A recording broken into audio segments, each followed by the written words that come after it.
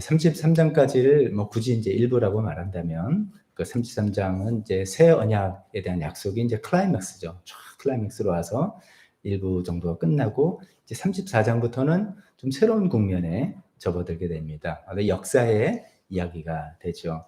이스라엘 이제 유다죠. 유다 왕국의 마지막 왕인 시드기야 왕 때 역사 이야기가 좀 돼서 좀 우리가 좀 읽기는 조금 더 편합니다. 역사 이야기가 돼서. 시드기야 왕을 이제 34장의 세번역 성경을 보면 소제목에 허수아비 왕 이렇게 아예 소제목을 정해놨어요. 그러니까 이제 바벨론이 1차, 2차 침공하고 포로 잡아간 다음에 그냥 허수아비로 왕을 하나 세워놨다. 이제 그런 뜻이죠.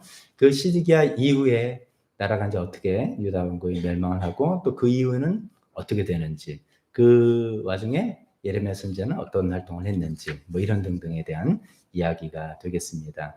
그런 얘기가 이제 45장까지 되고 46장부터 51장까지는 우리한테는 좀 지루한 또 열방에 대한 예언들입니다. 바빌론은 어떻게 되고 이집트는 어떻게 되고 좀 그런 이야기가 51장까지 되고 마지막 52장은 어쩌면 역사서에서 우리가 읽었던 열왕 이하의 유다 왕국의 마지막 부분을 거의 동일하게 기록을 하고 있습니다. 그래서 이제 사실 우리가 좀 관심 있게 볼 부분은 34장부터 45장까지다 이렇게 생각하셔도 되겠습니다. 보통 이제 평소에 성경을 많이 읽으시고 이제 익숙하신 분들이야 그렇지 않겠지만 대부분 보면 이제 우리가 이스라엘 역사, 유다 역사를 봐도 왕 중심의 이야기를 좀 잘 압니다. 어떤 왕이 어떤 활동을 했고 했는데 실제로 나라가 유다 왕국까지 멸망하고 그 다음에는 이 굉장한 혼란기죠. 근데 그 다음에는 어떤 일이 있었는가 이런 것들을 우리가 크게 관심을 기울이지 못할 때가 있는데 그런 이야기를 해주는 굉장히 중요한 소중한 부분이기도 합니다. 그래서 멸망 이후의 혼란기 뭐 이렇게 표현한다면 이 멸망 이후의 혼란기를 이야기하고 있는 34장부터 이 이야기를 인물 중심으로 또 중요해서 이런 인물들을 우리가 좀 캐치하면서 읽어보시면 좋겠다라고 그렇게 준비를 했습니다. 첫 번째 인물은 레갑 족속입니다. 레갑 족속 35장에 나오는 사람들입니다. 이 레갑 족속 이스라엘의 순수 혈통은 아니에요. 이방 민족입니다. 레갑 족속은 어떤 사람입니까? 하면 성경에 나온 걸 쭉 찾아보면은 아브라함의 마지막 부인이라고 할 수 있는 그두라 사이에서 6 아들을 얻는데 그 중에 미디안이 그 중에 한 사람이에요. 그래서 미디안 사람이 이제 쭉 개통을 일어나다가 우리가 좀 관심 갖게 볼 인물은 모세 시대의 모세 장인 이드로라는 사람이 바로 이 미디안 사람이죠. 미디안 제사장 이렇게 됩니다. 그래서 이제 그 미디안 계통이고 거기에 또 이제 뭐 갈려진 사람들인지 이 사람들을 겐 족속 성경에서 겐 사람들이다. 겐 족속 이렇게 이야기합니다. 이 오늘 이야기 나오는 35장 나올 레갑 족속은 이 겐 족속의 일부였을 거다 이렇게 이야기합니다. 아마도 이제 그 모세 장인 이드로 때 유대 이스라엘에 어떻게 편입된 어떤 그 이방인들이 아닐까 이렇게 짐작을 합니다. 이 사람들이 등장하는 이유는 하나님 입장에서는 어쩌면 정통 유대인들과 비교해서 이렇게 편입된 이방인이라고 할 수 있는 레갑 사람들을 보니까 이 사람이 너무 훌륭한 거다 이거죠. 그걸 비교하기 위해서 이야기를 하고 있습니다. 어떤 이야기냐면 이 레갑 족속들은 자기의 250년 전의 선조, 그들의 선조인 요나답이라는 사람이 있습니다. 여호야답이라고 하기도 요나답이라고 좀 알려진 요나답이 그 당시 어떤 시대 상황에서 이제 어떤 어떤 뜻을 이제 후손들에게 말했지만 우리 집안 사람들은 절대로 포도주 안 마신다. 또 우리 집안 사람들은 절대로 가옥 주택을 갖지 않는다. 포도원을 갖지 않는다. 뭐냐? 우리 집안은 대대로 유목 생활을 한다. 그러니까 텐트에 장막, 옛날에 광야 생활처럼 한다. 뭐 이런 유지를 했어요. 뭐 그 뜻을 왜 그랬는가 설명하면 뭐 하나님이 그렇게 요구한 건 물론 아니죠. 하나님은 가나안 땅에 들어서 땅도 없고 집도 짓고 포도원도 짓고 뭐 이렇게 포도주 마시고 하나님 축복을 누리라고 하셨는데 이 요나답의 입장에서는 이제 어떻게 보면 자기를 지키는 선을 넓게 크게 쌓은 겁니다. 뭐 이렇게도 되는데 하나님은 이렇게만 해주면 되는데 요걸 범하면 죄고 아니다 이렇게 하는데 요나답은 우리 집안은 크게 하자. 우리가 하나님께서 주신 축복을 너무 남용하고 너무 생각 없이 하다가는 거기에 우리 마음이 해해질 수도 있고 도취할 수도 있고 타락할 수도 있다. 뭐 이런 생각에 크게 선을 지어서 우리 집안은 포도주 안 마시고 우리 집안은 집 짓지 않고 집에서 안 살고 천막에서 살고 우리 집안은 뭐 이렇게 이야기한 거를 250년 동안 이 레갑 족속들은 지켜왔던 거예요. 참 너무 참 독특하기도 하고 대단한 사람이죠. 그래서 35장 14절에 이렇게 이야기하십니다. 레갑의 아들 요나답이 자손에게 포도주를 마시지 말라고 명령한 것이 이렇게 엄수되고 있다. 그 자손은 조상이 내린 명령에 순종해서 이날까지 전혀 포도주를 마시지 않는다. 그러나 너희들은, 유대인 너희들은 내가 직접 말하고 하나님이 내가 직접 말하고 거듭해서 말했으나 내 말을 듣지 않는다. 그 35장 바로 앞에 34장에 이제 정세가 좀 불안하니까 노예들이 반란을 일으킬 것 같으니까 동족 노예들을 해방해 주겠다 이렇게 했어요. 그러다가 또 그 손해를 갖다니까 또 그걸 번복하고, 사실은 하나님께서는 동족들 노예로 삼지 말라고 삶아도 7년 후에 풀어주라고 하는 게 율법인데 그거 안 지키고 자기 마음대로 하는 유대인들을 비교해서 이 레갑 사람들은 자기 조상이 내린 명령을 계속 엄수하고 있는 이런 아름다운 멋있는 모습을 설명하기 위해서 이야기하고 있는 것이죠. 레갑 족속을 보면서 이제 그렇죠. 우리도 성경을 보면서 뭐는 죄고 뭐는 죄가 아니야. 그래서 짧은 어떻게 이렇게 해서 좀 이 길을 가려고 하는 유혹들이 있습니다만 어쩌면 자기 자신을 지키기 위해서 손을 넓게 잡습니다. 뭐 이건 죄도 아니고 아무것도 아니지만 나 자신을 지키기 위해서 하나님 앞에 내가 올바로 쓰기 위해서 나는 크게 이 손을 그을래 잡을래라고 하는 그런 모습으로 나타나고 있습니다. 또 우리가 살펴볼 사람은 이제 38장에 나오는 에벳 멜렉이라는 사람입니다. 에벳 멜렉. 에벳 멜렉이라는 사람은 유대인들, 이 사람도 유대인이 아니에요. 나중에 말하지만 에티오피아 사람입니다. 흑인이겠죠. 그 당시 이제 분위기는 하나님께서 예레미야 선지자를 통해서 계속 해주는 메시지는 뭡니까? 하나님 뜻은 이제 결정됐다. 유다의 멸망 돌이킬 수 없는 것이고, 그러니까 너희는 바벨론에게 항복을 해라. 그래야지 피해를 최소화한다. 라고 이제 하나님께서 예레미야 선지자를 통해서 계속 이야기했습니다. 그런데 그게 이제 정치적으로 보면은 그런 얘기를 누가 하고 떠드는 사람은 그 국민들 입장에서 뭐로 보입니까? 매국노로 보이는 거죠. 저 친바벨론파, 뭐 매국노라고 보는 거죠.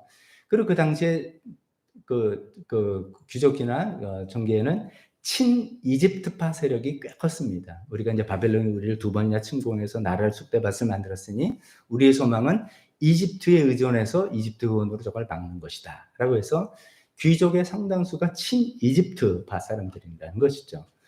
그렇게 이제 그런 그 분위기였는데 38장에 보면 이제 예레미야 선지자가 자기 뭐 어떻게 좀 상속받을 재산이 있었다고 그래요. 상속받을 재산이 있어서 그걸 받으려고 고향을 가려고 예루살렘 성읍을 이제 나가려는데 이것이 저 사람이 바벨론에 투항하러 간다라고 이제 오해를 받아서, 그렇지 않아도 미운 털이 박힌 사람인데 완전히 오해를 받아서 그 사람을 구금을 했어요. 지하 감옥에 집어던진 겁니다.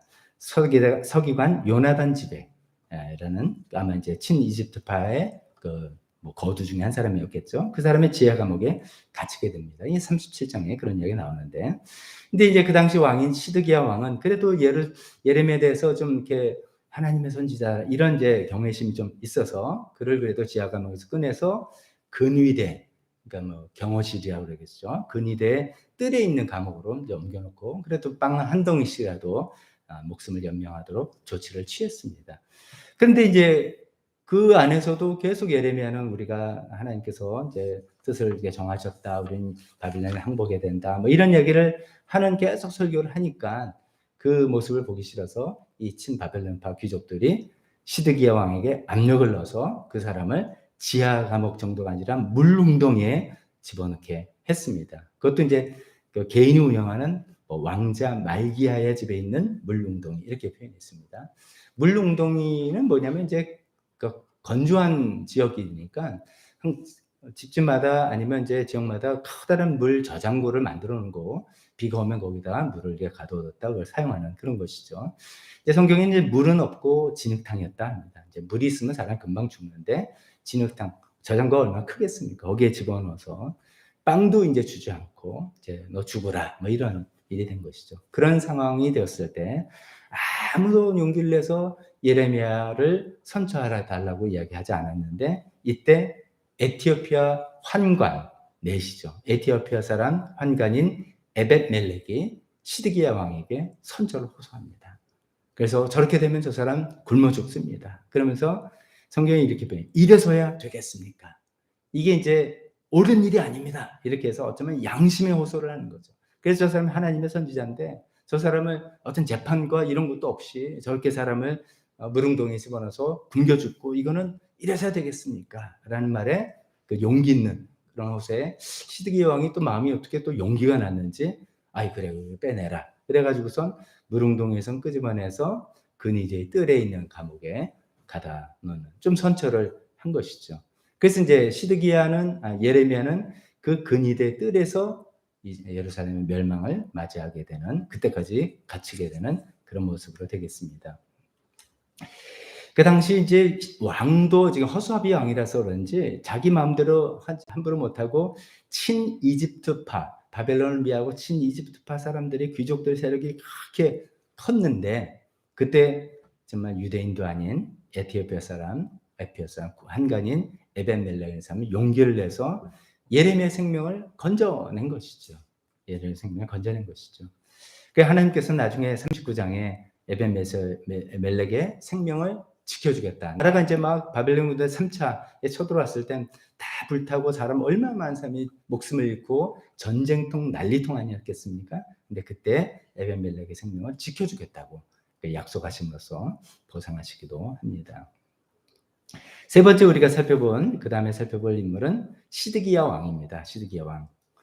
제가 이제 뭐 기억하시죠? 좋으라고 유다의 마지막 왕은 뭐냐? 다 뭐 예 이렇게 시작하는데 이상하게 시드기야 이렇게 기억하시면 좋겠다. 기억하시면 좋겠습니다. 시드기야 왕은 참 안 된 인물이에요. 왕으로 이제 허수아비 왕인데 왕으로 세워졌는데 왕이라는 어떤 결정권을 갖고 있는 어떤 지위인 됐는데 한편으로는 하나님 선지자 예레미야가 우리는 항복해야 됩니다. 바벨론에는 항복해야 됩니다. 그래 삽니다. 라고 자꾸 이야기해서 심정적으로는 그런 것 같기도 한데 또 한쪽으로는 이 실권을 갖고 있는 정치 세력들은 대부분 친 이집트파라 우리를 멸망시키고 했던 저 바벨론이 어떻게 항복합니까? 하나님께서 기적적으로 우리를 도우실 것입니다. 성전은 아직 건재합니다. 뭐 이렇게 하면서 막 하는 이 정치 세력에 어쩔지도 모르고 뭐 우왕좌왕하는 그런 나약한 좀 불쌍한 인물로 나오고 있습니다. 그 시드기 왕이 이제 마지막 결정적으로 38장에 보면 에벳멜렉의 그 이제 선처로 호소해가지고 예레미야를 살려준 그 이후에 예레미야에게 다시 한번 하나님 뜻이 뭐냐 또 묻습니다. 그 전에도 묻고 했는데 또 묻습니다. 그때 예레미야가 분명히 얘기합니다.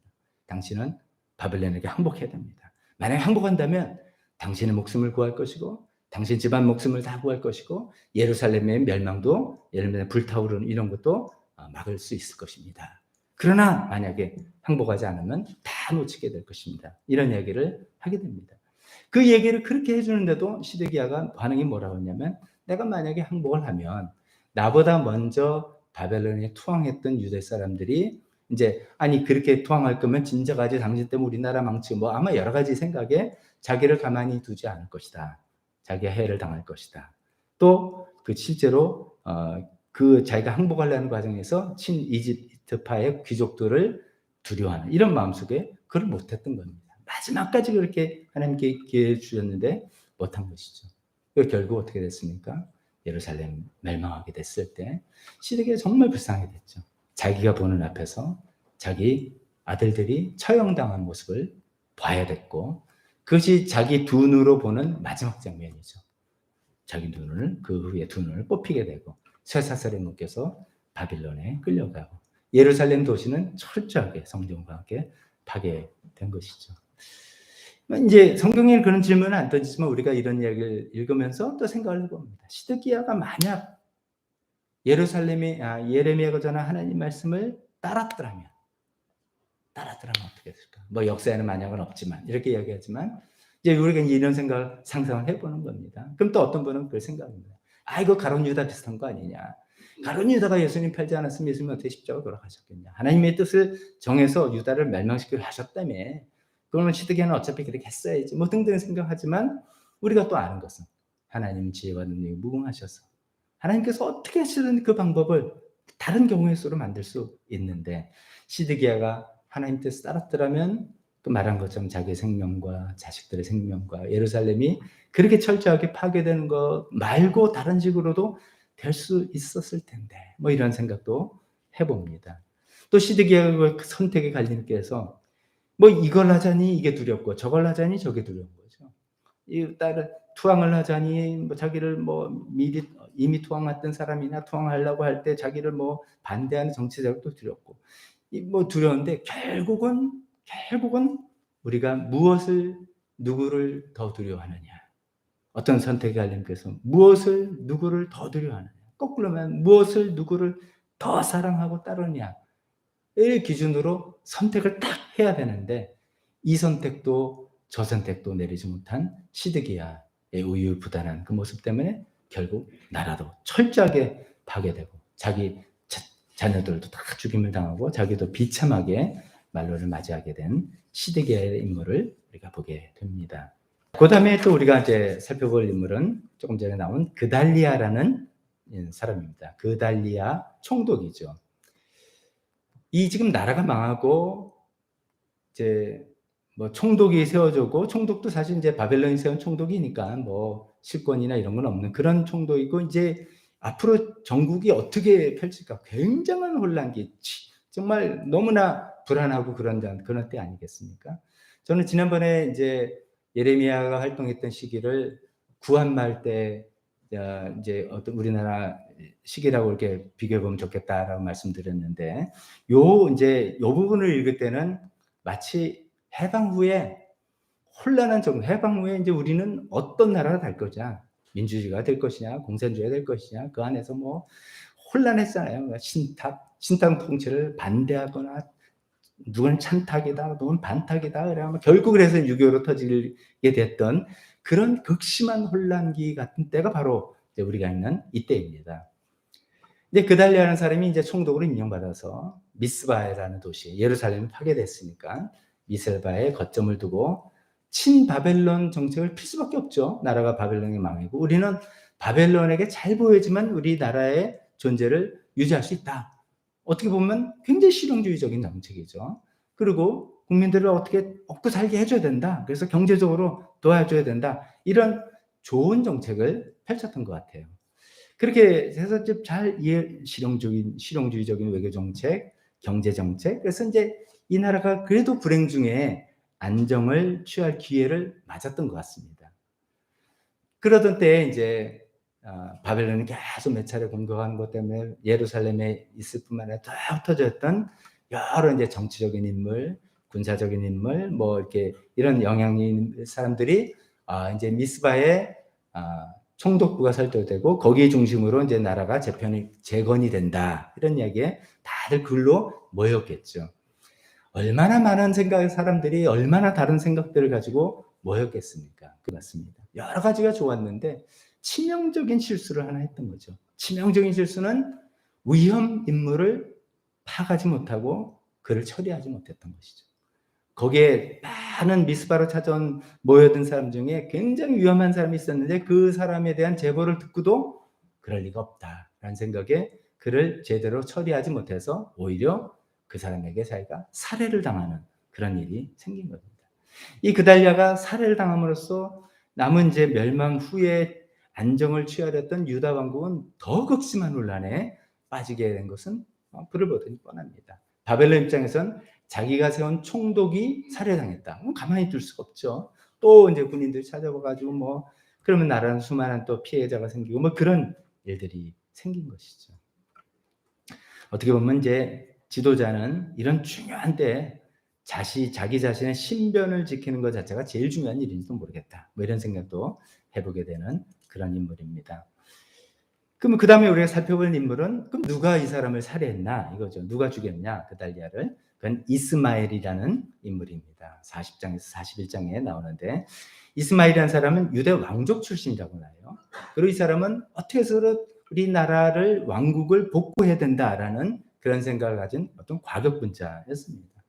이 사람은 자기 혼자는 힘이 없으니까 유다의 암몬 옆에 있는 암몬과 손을 잡았어요. 암몬은 유다가 지금 흔들흔들 거니까 이 틈에 유다를 그냥 꿀꺽 해먹자, 흡수하자라고 생각을 했던 것이죠. 우리가 이제 에스라 니에미야 읽을 때 여러분들 이제 다 읽으셨지만 성전을 재건하고 성벽을 개건할 때 굉장히 반대했던 사람들이 어느 나라 사람입니까? 암몬 사람들이야 이거죠. 바로 요단강 건너 암몬 사람들이 거기에 실권을 잡으려고 애를 썼던 그런 분위기가 그대로 여기에 나타나고 있습니다. 그래서 이 이스마엘이 이제 그런 흑심을 품고 미스바에 찾아와서 이제 그달리아랑 이렇게 접촉을 하고 했겠죠. 그것을 요나한이라는 군인 출신 사람이 간파했습니다. 그래서 요나한이 조언을 냅니다. 그달리아한테. 저 사람 위험합니다. 저 사람 제거하지 않으면 당신 큰일 당할 수 있습니다. 허락만 하시면 내가 제거하겠습니다. 그렇게 요하난이 이야기를 했건만 그달리아가 그럴 리 없다 라고 하다가 오히려 살해를 당하고 큰일을 당했죠. 이스마엘이 그달리아만 죽일 수 없으면 그 수많은 사람들을 이제 막 죽이고 막 그렇게 하는 것을 그래도 요하난이라는 사람이 그걸 격퇴하고 막아서고 이스마엘은 뜻을 이루지 못하고 암몬으로 그냥 도망을 가게 됐습니다. 정말 굉장히 나쁜 사람이죠, 이스마엘은. 그 지금 안정을 조금 취하려는 유다 왕국에 정말 그 흙탕물을 일으킨 사람입니다. 그런 과정에서 등장한 인물이 요하난이라는 인물이 됩니다. 요하난이 이제 또 40장에서 41장에 나오는데 그 사람이 이제 군인입니다. 군인 출신인 사람이라서 어떻게 이제 이스마엘의 그 흑심을 어떻게 잘 간파했어요. 그래서 이제 좋은데 했지만 안 되고 그 이스마엘이 막 진짜 사람들을 많이 죽이는 것을 보고 그것을 막게 되고 그를 이스마엘 세력을 격파하고 쫓아내고 그런 과정에서 뭐 이상하게 엉겹결에 유대의 지도자가 돼버린 거예요. 처음엔 지도자가 누가 세운 것도 아니고 근데 그런 과정에서 지도자가 되었습니다. 근데 막상 이제 자기가 지도자가 많은 사람들이 자기를 따르는 사람이 되었는데 지금 딱 정신을 딱 차리고 보니까 겁이 나는 겁니다. 바벨론이 세웠던 그달리아 총독이 죽게 된 사정. 그러면 바벨론이 가만히 있을 수가 없다. 후환이 두려운 마음이 되죠. 그래서 엉뚱하게 참 안타깝게도 이집트로 피신을 가야 되겠다는 그런 생각을 했습니다. 근데 이제 그럼에도 그래도 기도라도 한번 해봐야 되겠다. 뭐 이런 생각 있잖아요. 그래서 이제 기도 자기가 직접 하는 게 아니라 예레미야 선지자에게 하나님의 뜻이 무엇인지 좀 기도해 주십시오. 알아봐 주십시오. 라고 기도 부탁을 했어요. 그러면서 이제 이렇게까지 얘기했어요. 그 뜻이, 하나님의 뜻이 우리한테 좋든지 나쁘든 간에 우리는 말씀대로 순종하겠다. 그러니까 하나님 뜻을 좀 알아 우리에게 좀 알려달라. 예레미야가 열흘 동안 기도하고 하나님 뜻을 가지고 왔습니다. 이집트로 가는 거 no, 안 된다 라고 얘기했어요. 그랬더니 열흘 전에는 하나님의 뜻만 알려주면 그대로 순종하겠다 그러더니 이제는 뭐 절대로 순종하지 않고 우리는 가겠습니다 하고 바로 예레미야와 바로까지 끌고 이집트로 갔던 것입니다. 그래서 결국 이제 이 예레미야 스토리가 이집트까지 이어지는 것이죠. 하나님께서 왜 이스라엘 사람들이 이집트로 가는 것을 가지 말라고 하셨을까? 성경은 그런 얘기 없지만 흐름을 따라 생각해 보면 크게 두 가지였던 것 같습니다. 첫 번째는 바벨론에 의한 멸망. 이거는 어떤 나라 바벨론이 강대이고 이스라엘이 유다가 약속이라서 뭐 그런 것도 있겠지만 신앙적으로 하나님의 입장에서 보면 이건 하나님의 심판이라는 거죠.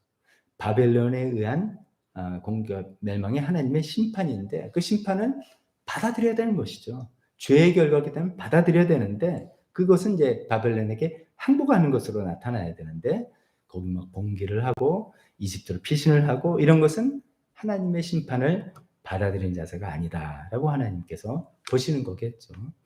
두 번째 또 이집트로 가지 말라고 했던 또 한 가지 이유는 이집트에 가면은 10중 8구 이집트에 있는 수많은 우상 숭배 거기에 물들 것이다 라는 그 가능성이 너무 높기 때문에 가지 말라고 했던 것이죠.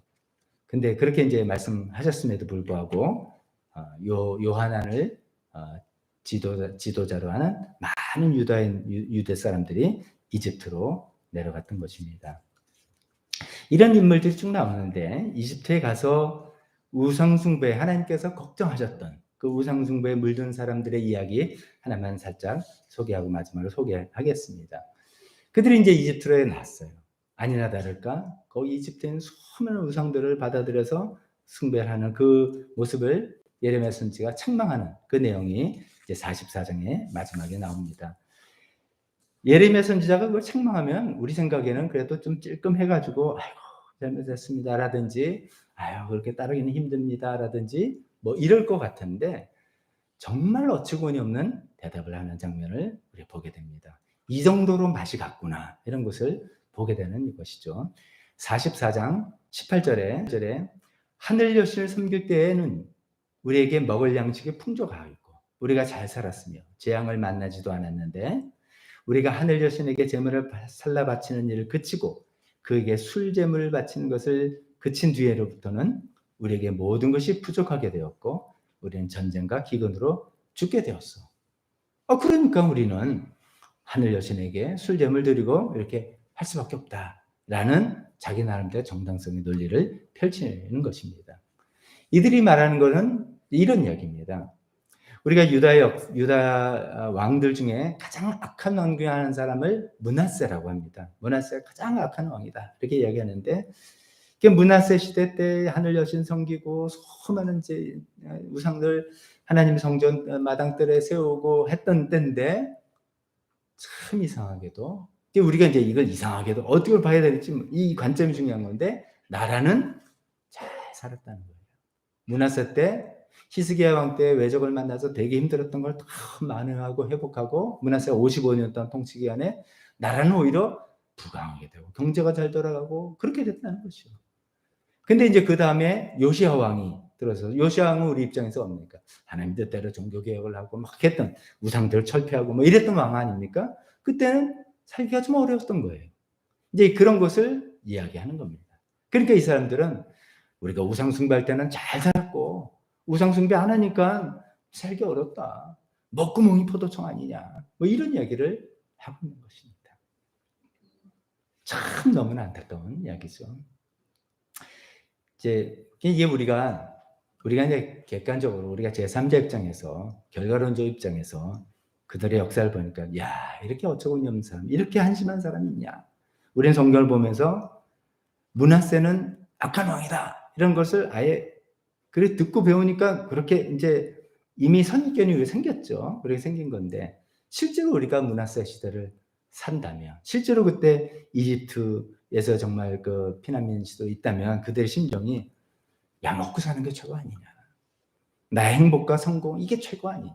그것을 주는 신이 우리가 믿고 따를 신 아니냐. 괜히 하나님이란 신 믿었다가 우리가 더 못 살게 되는 거 아니냐. 라는 이런 논리에 우리도 빠지지 말라는 그런 법이 없다. 그런 생각을 그렇게 해봅니다. 그래서 우리가 정말 신앙생활은 하나님을 그냥 하나님으로 믿고 따르는 것. 하나님과의 인격적인 관계. 이게 아니다면은 우리도 이런 정말 어처구니 없는 모습.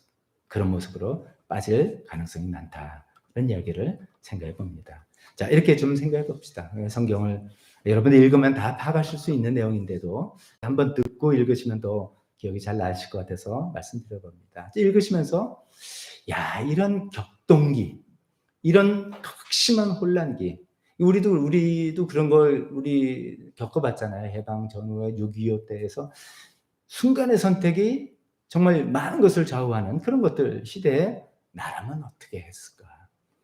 나 정말 레갑 족속 같은 사람이었을까? 내가 에티오피아 관관 에벳 멜렉 같은 용기를 낼 수 있었을까? 아니면 나는 시드기야처럼 우유부단하게 해서 결국 비극적으로 끝난 사람인가? 그달리아 총독처럼 이러한 건 너무 훌륭했지만 결정적인 어떤 잘못 때문에 자기도 죽고 수많은 자기가 그러니까 인도하는 그 공동체의 어려움을 겪는 사람인가? 이스마엘 같은 흑심을 품는 사람인가? 요하난 같은 처음에 잘 나가다 이상하게 또 이집트를 끌고 가는 이상한 결정을 내리는 그런 사람인가? 아니면 예레미야 선지자나 바룩 같은 사람일까? 이런 것들을 쭉쭉 생각해 보시면서 이 말씀들을 읽으시면 좋겠습니다.